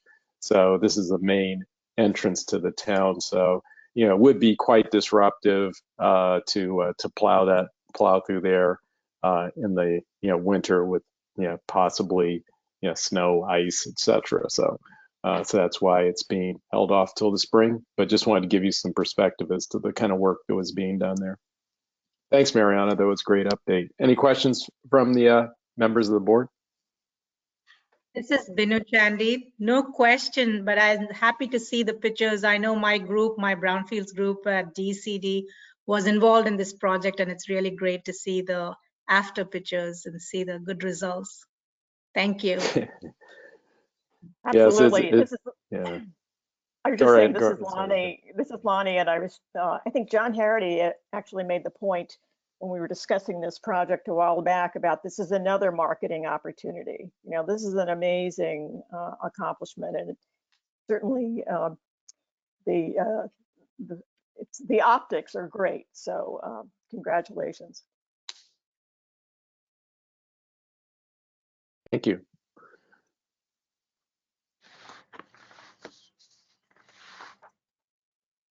Okay, back to you, Madam Chair. Okay, our next item of business. We're talking about, so the Green Bank has been exploring, and actually Brian and I did an event, a regional conference of legislators and various folks from every different sector talking about, what are some of the incredible challenges that we all have going forward. And among them is to really figure out transportation and the affordability gap in transportation. I know the Green Bank has hired a consultant to do a study to figure out, what it really looks like when you're helping, low and moderate income people and urban people who have no access to transportation, really. Actually, Senator Gary Winfield appeared at this conference and from New Haven and really spoke, about what's happening in his community with, and if there are buses, it takes them forever to get where they're going. So to get from your home to a job, if you can't afford a car, is really an impossible thing, and it impacts every aspect of their life. So I think Brian and Emily were going to do an update on what was discovered in the study. Perfect. Thank you, Lonnie, for that context setting. Yeah, we're going to have, I'm going to turn it over to Emily in a second. You might recall, board members might recall back in FY 2018, we had a research and development budget. This was a piece of that budget, which was to, get our arms around the transportation burden. Brenda Watson on the call, a board member, is the expert on energy burden, and everyone relies on the energy burden and the energy affordability gap that we'll talk a little bit about in order to find ways of investing in clean energy to reduce that gap to help low to moderate income families thrive. So we were, back in 2018, set aside some research and development resources to be able to do a study. And let me turn it to Emily Basham, who's on our team, who led the study with VEIC. And Emily, let me turn it to you, and I'll switch your slides on over. Thanks, Brian. Good morning, everyone. This is Emily Basham. I'm Manager of Partnership Development, and I just want to say a couple of words before turning it over to the VEIC team members to present some slides on the report. This is the Mapping Household Energy and Transportation Affordability in Connecticut report, which was completed this month. As Brian mentioned, we know from Operation Fuel's 2017 report that our low and moderate income households are hit harder by energy costs than higher income households. So with guidance from Brenda and Gannon from Operation Fuel, this report really builds on their critical research and expands it to include transportation. And we did that for a couple of reasons. Transportation energy expenditures are generally more than heating or electricity. High transportation costs are most crippling for LMI households, and these are non-discretionary costs. And thirdly, our transportation sector is the #1 contributor to greenhouse gas emissions in Connecticut. So we'll also touch on a supplemental analysis that BEIC did of the Green Bank's low and moderate income incentive program to better understand its impact as a solution to energy burdens. And that analysis was funded by one of our DOE grants with the Clean Energy States Alliance. So just as you know, income inequality grows in Connecticut. We're 3rd highest in the nation. Energy affordability is really a pressing issue. So we're hopeful that this report is informative to the board and shaping our future efforts. And we'll be working with CISA and Operation Fuel to host a webinar to present this report to fellow agencies and stakeholders in the future. So with that, I will turn it over to the BEIC team that I see is on.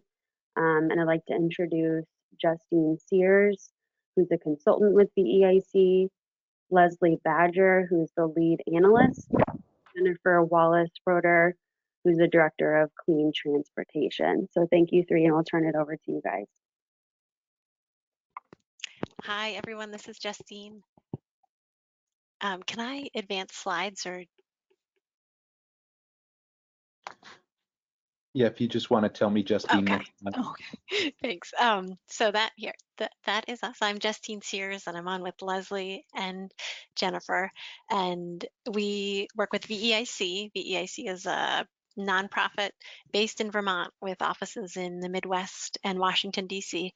And the bulk of what we do is implement efficiency and renewables programs. But we also have a consulting division, and we are part of that consulting division that does studies like this. So you can advance to the next. So this study really came out of the study that Emily mentioned that was done by Operation Fuel. It was released in 2017 and estimated the aggregate building energy affordability gap in Connecticut to be about $450 million. So that was the aggregate amount among low-income households that they were spending above affordable levels. So not just what they were spending, but what they were spending on top of what would have been considered affordable.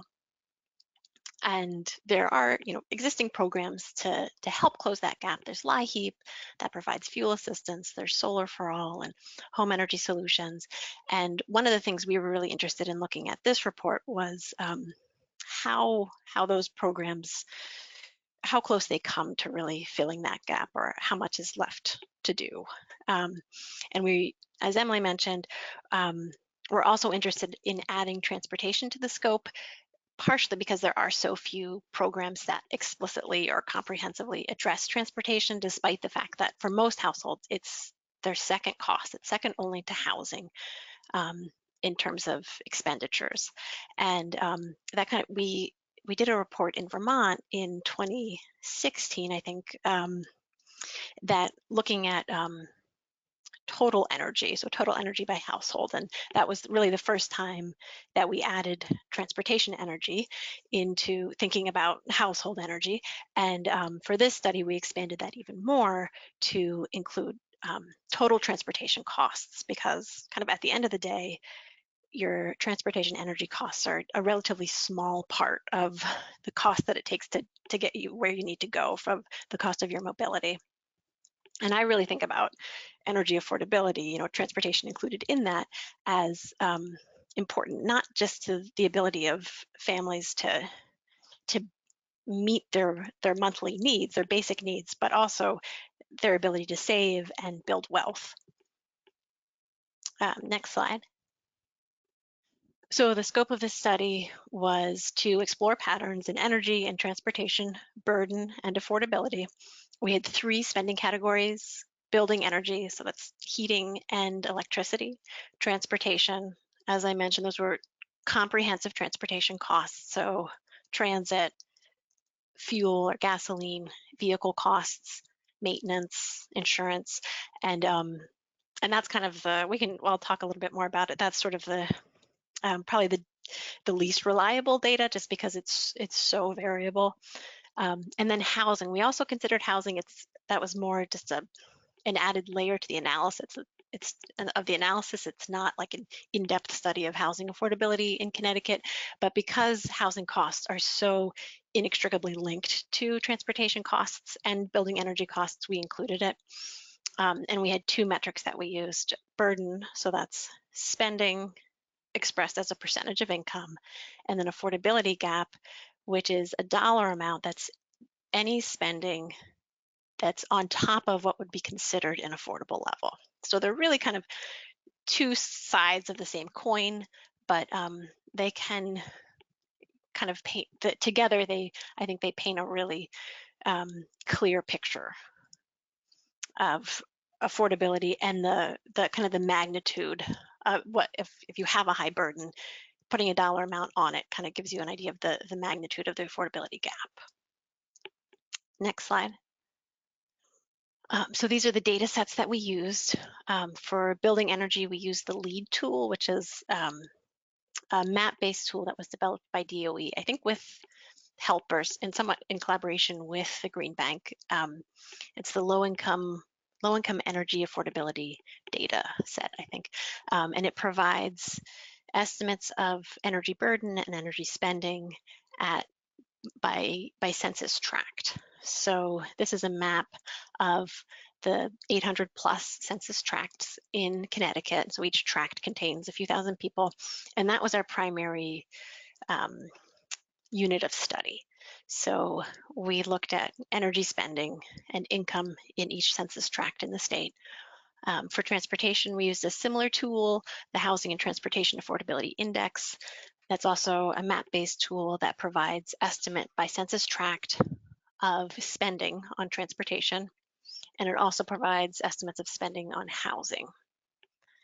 And then for household income, which is kind of the denominator of your burden calculations, we use the American Community Survey, which is an annual survey done by the census. And some of the data will present statewide, which kind of gives a broader picture of spending, and then some we present at the tract level. Next slide. So just a definition of our 2 metrics: burden is spending expressed as a percentage of income, and affordability gap is the difference between an affordable level of spending, so an affordable burden, and actual spending. Next slide. And here we have the affordability thresholds that we used. And this is where it starts to get a little messy. Things are not as clear and siloed, perhaps, as would be ideal. So if anybody has questions, you can certainly ask them now. But I'll try and just lay a clear groundwork for us to work from. But so building energy, I'll start at the top. Building energy includes household fuel, heating fuel, and electricity, and we used an affordability threshold of 6%. Oh, okay. So you shouldn't be spending more than 6% of your household income to heat your home, to make your home safe and comfortable. Transportation costs include everything transportation related, so vehicle, fuel, transit, lease, maintenance, and we used a threshold of 15%. Housing, we use the standard 30%, and this is where it starts to get a little confusing. That total shelter cost includes building energy, so that 6% is embedded within that 30%. And then we used a comprehensive affordability threshold for all 3 of those categories: energy, transportation, and housing, and that's 45%. And that 45% affordability threshold came from the Housing and Transportation Affordability Index. So they use that, I think, to account for differences in land use. So in areas where your housing costs may be higher, oftentimes your transportation costs are lower. Next slide. So those are the methods. Here are our results looking statewide at building energy. We estimated that people are spending about $3,000 per year on heating and electricity combined. We saw greater variability in spending on electricity than heating, presumably because a fair number of people use electricity as their heat source, and much greater variability in spending and burden among low-income households than higher-income households. Next slide.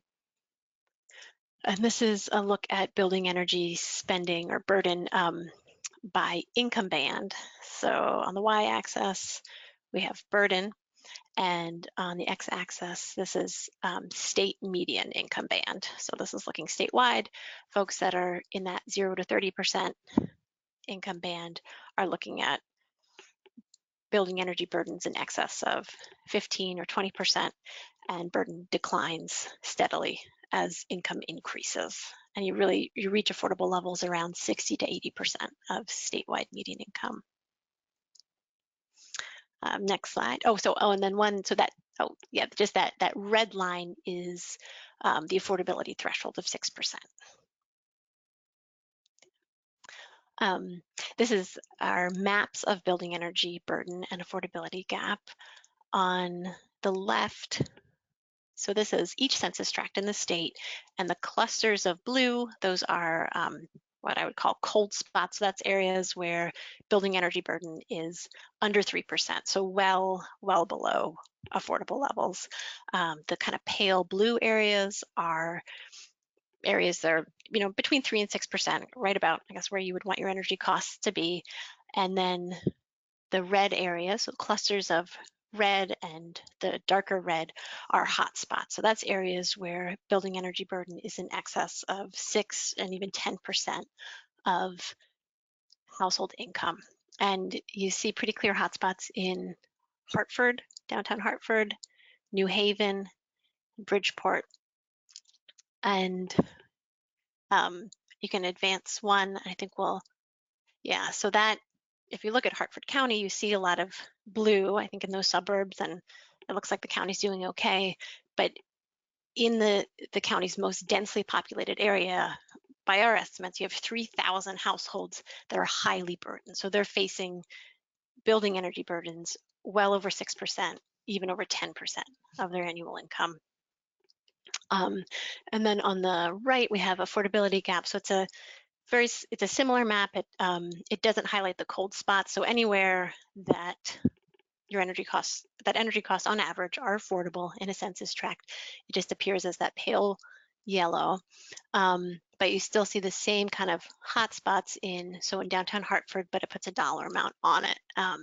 So you've got, let's see, oops, shoot, I tried to, I can't quite see the legend, sorry. But you've got hotspots of upwards of $500 to $1,000 where people are, their bills are, that's $500 or $1,000 in excess of an affordable level of spending.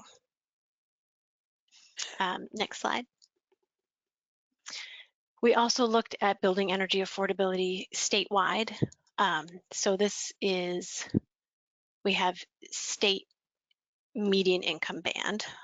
Those are our categories, and we estimate that, so households that are earning less, 60% or less of the statewide median income are facing an affordability gap. And we estimate that gap, it's about $444 million statewide, which is similar to the findings of Operation Fuel in 2017. And it works out to be about $1,000 per household. Next slide. Yep. So moving on to transportation, these are the spending categories. Excuse me, I had a question about the building energy cost. Yeah. Is that because the cost, this is John Harity, is that because the cost is fixed, and so as a percentage of income, the more you make, the less a percentage, or is it because the buildings are inefficient, or what's? I think, yeah, I think it's a combination of things, which is part of, it makes it a tricky problem to solve. So we saw, it's not in this, I think it's in the report, but it's not in this slide deck. We have a figure that shows the variation in energy spending among low-income households. So I think you have, to some extent, energy costs are inelastic. So of course, as income goes down, they're going to comprise a smaller amount proportionately. But also, I think you tend to have, less efficient housing, older, and so that can drive energy costs up for lower income households. You have more renters who have less control over, they don't have the means or the ability to make improvements or invest in efficiency. So I think you have a range of factors that are driving up burden for low and moderate income households. Thank you. Yeah. So for transportation, these are the key spending categories that were included. Vehicle ownership is by far the largest. Vehicle fuel, and we estimated that vehicle fuel spending was about the same as building energy spending. So it's about $2,500. And then transit costs. So statewide, that looks like about $13,000 per household, or a mean burden of about 20%, which is in excess of the 15% affordability threshold. Next slide.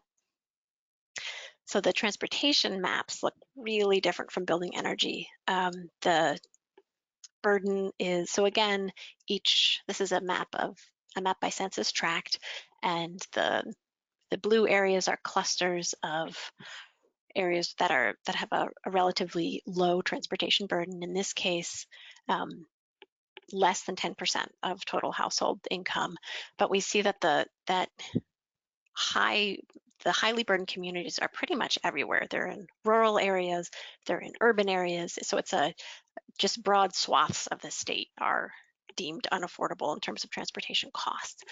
You see the most highly burdened areas, again, those are dense urban areas. So Hartford, New Haven, and Bridgeport. And then on the right, we have the affordability gap, and that puts a dollar amount on those high burdens. And so the kind of pinky areas those are burdens that are in excess of about $2,500, whereas the dark red areas, those are transportation burdens that are $5,000 and above what would be considered affordable. Sorry, can I ask a question before you move too far ahead? This is Gannon Long. I'm the Policy and Public Affairs Director with Operation Fuel. How did you get the previous slide with $111 for public transit fees? How did you arrive at that number? So that came out of the Housing and Transportation Affordability Index that we used, and that's statewide. So I'm sure there's certainly areas of the state where people's transit cost is zero, right? If you're in a rural area, maybe you never set foot on a bus. And in other areas, I'm sure it's higher if you're using the train. I think in their model, they account for land use and level of service, so the availability of transit and transit use in each tract. And then that's the statewide average. So it's, I don't remember how much variation there was in that $100, but that wasn't a number that we calculated. We took that from the model. Okay, thank you. Yeah, because that might be, I don't know how well it represents the issue in a way, and I understand what you're saying about how they derived it as a state average, but it's one of those where for some people that's not something they're paying at all. For others, they're paying much more than that. So I just want to flag that as we're kind of drilling down to the more census tract level. Yeah, definitely. And I think, and that is something that's not, that was hard to capture, because I think there was a ton of variation in how any sort of assistance, be it transit or fuel assistance, is incorporated into both of the models that we used. I had pretty long conversations with both DOE and the organization that does the H&T index, and they were both kind of like, yeah, some assistance is in there. Sometimes it's not. Like I think when you're relying on survey data and how much people are spending, sometimes they're accounting for it and sometimes they're not. So that's definitely, all of, something to consider, that would affect the accuracy of the estimates. Okay, thank you. Yeah. So we also looked by census tract AMI band. So each census tract is based on the median income in that tract is assigned to an AMI band relative to the metro area. And that's a good way to kind of bucket tracts. And similar to building energy, we see that that the transportation affordability gap is highest among the lowest earning tracts, and it gets smaller as tract income increases. But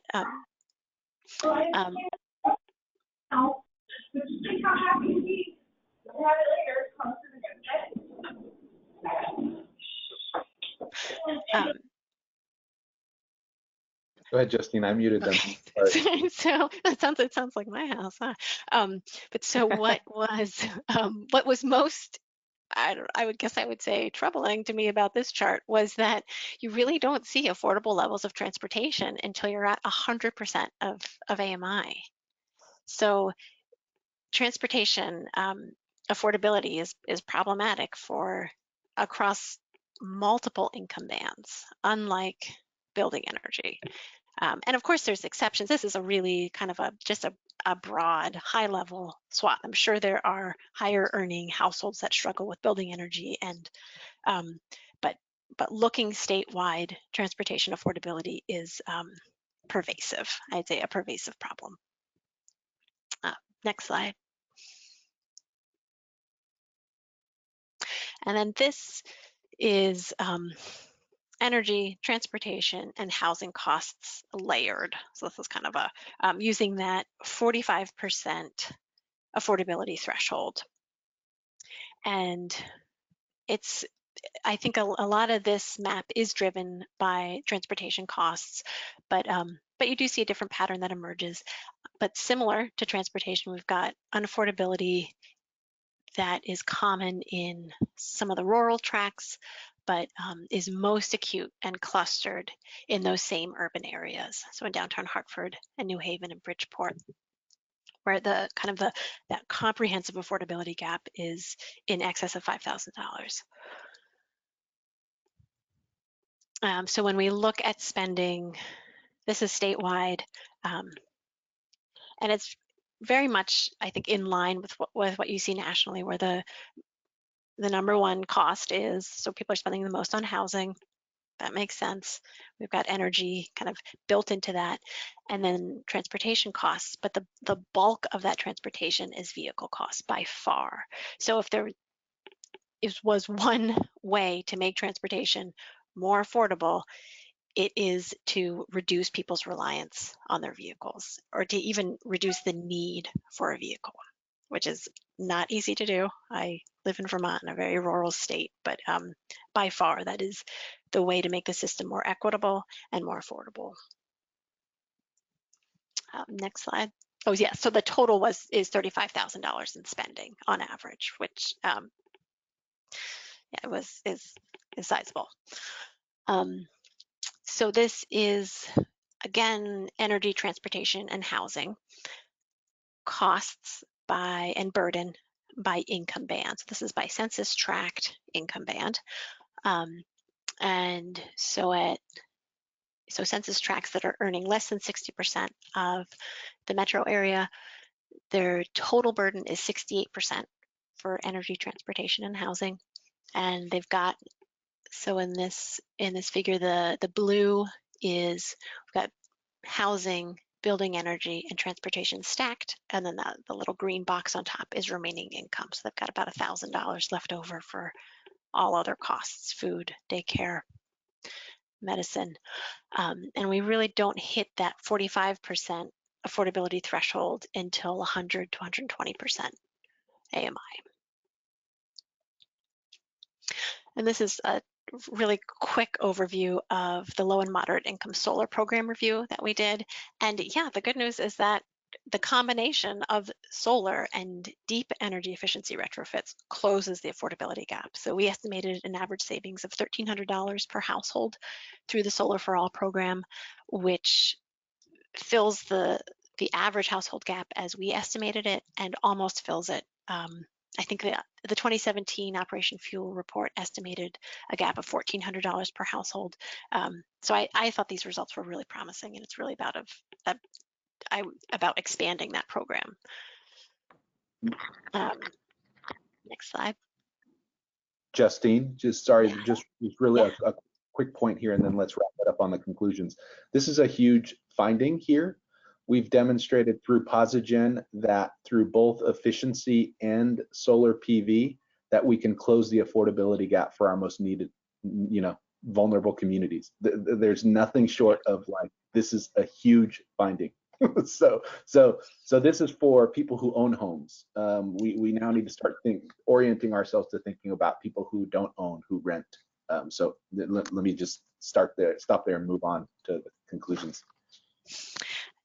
Yeah, so we found energy burden is highest among low-income households. I don't think that's a shock to anyone, but it's 6 to 7 times higher, which is shockingly high. Those burdens are clustered in urban areas, but the combined efficiency and solar can close the gap, even for low-income households. So most low and moderate income households, if they could participate in a combined efficiency and solar program, their gap could be closed.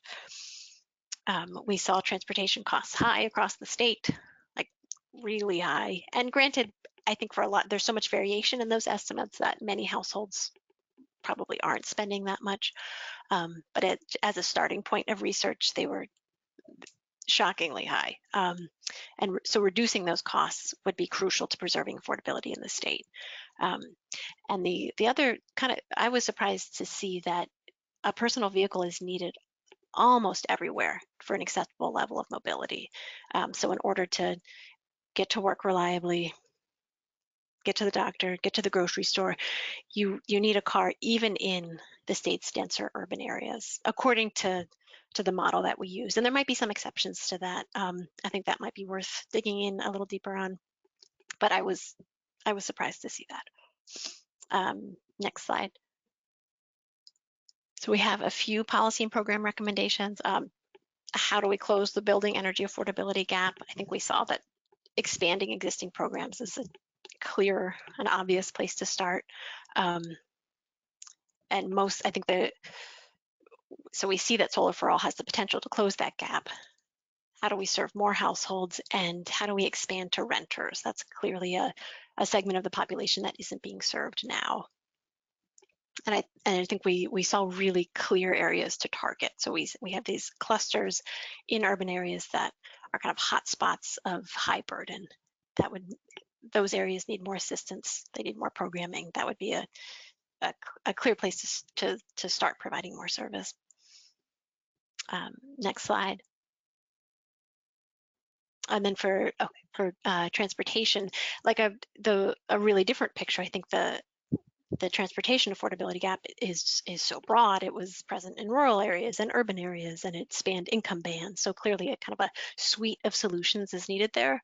And we have a few considerations, I guess, that we would propose. One is a generous income eligible EV program. There are a few states to watch. California has an income eligible program. New York, I think it has one under consideration. An income eligible electric bike program. So I am a total e-bike convert. I used to think they were kind of silly, but I've come around to, I think they could really be part of the solution. I think there's no one transportation solution that's going to work for every household in every community, but I think e-bikes are always going to be cheaper to own and maintain than a vehicle. So I think they're financially more sustainable in a lot of ways. Expansion of transit is the clearest way to improve mobility. And I think we can start to think beyond 40-foot buses to microtransit and even transportation network companies. So that's like companies like Uber and Lyft, ensuring that as they become part of the transportation landscape, that they're integrated in an equitable way. And the one final kind of opportunity that is on the horizon for Connecticut is the Transportation and Climate Initiative that would provide dedicated funding for transportation programs that reduce emissions and increase mobility. I think one of the stumbling blocks for transportation is that that the sector lacks dedicated funds towards efficiency that building energy has or regulated industries have. And so the TCI would provide some kind of almost a similar programmatic structure of funds, dedicated funds to that. And that's all we have. That's the end of our slides, so we can take questions if there are questions.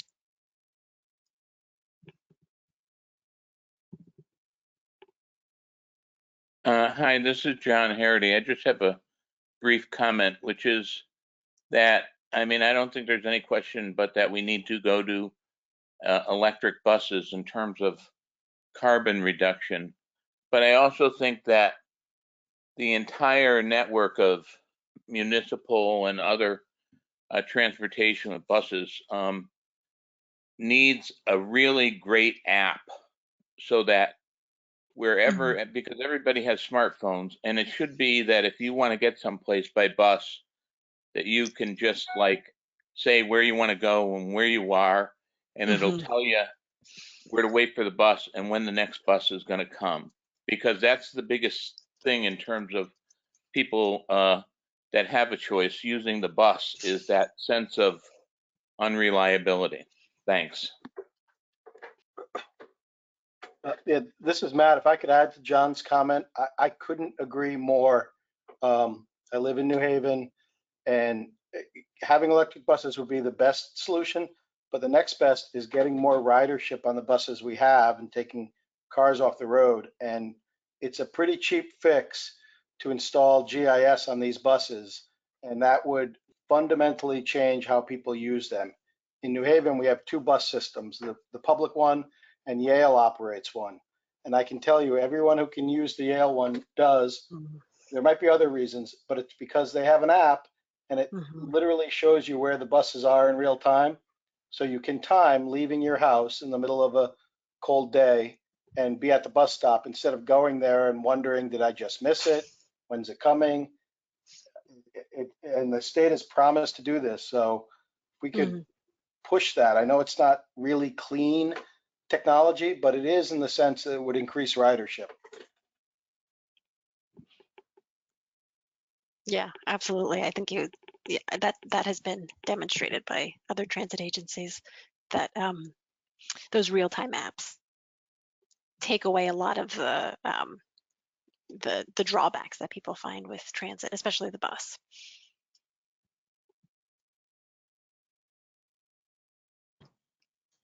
Great. Justine and VEIC crew, thank you. Thank you. Emily, thank you. More to come, board members, as we kind of dive into this data. But as you can see, a big challenge ahead of us as we begin to think about, our clean energy definition around alternative fuel vehicles and associated infrastructure. So thank you to the VEIC team for laying that out. Lonnie, just a quick catch up on the ethics training. So I think what we want to do is to adjourn this meeting, and then for those board members who can attend the ethics training, there's a separate meeting link. I think you all should have gotten it by email on your calendars. So for those of you who can attend the ethics training, please jump over from there. So if that works, then why don't we adjourn this meeting and folks can move over to that. Yeah, that sounds a better way to do it. And Or weren't we also going to, so those who can't stay, because this has been a very long meeting, we're going to organize other opportunities with Yeah, the Office of State Ethics, or even yeah, hopefully have some kind of an online talk about yeah. apps. There's actually, yeah, right, exactly. There's actually an online video and things. So we will send to board members who are unable to do this live training now as you switch over. We'll send an email out for those of you who just want to do it, you know, while you're exercising or whatever, you can kind of watch it and get trained. Excellent. Okay, do I hear a motion to adjourn this meeting? So moved by Binu. Thank you, Binu. A second? Second by Steve Meyer. Thank you, Steve Meyer. Okay, I'm assuming that there are no objections. All in favor of adjourning this meeting? Aye. Aye. Okay, thanks everybody. It's a long meeting, and thanks for all your input. That was really, really helpful. Have a great Thank you. weekend. Well done. You too, guys. Be well. Bye-bye.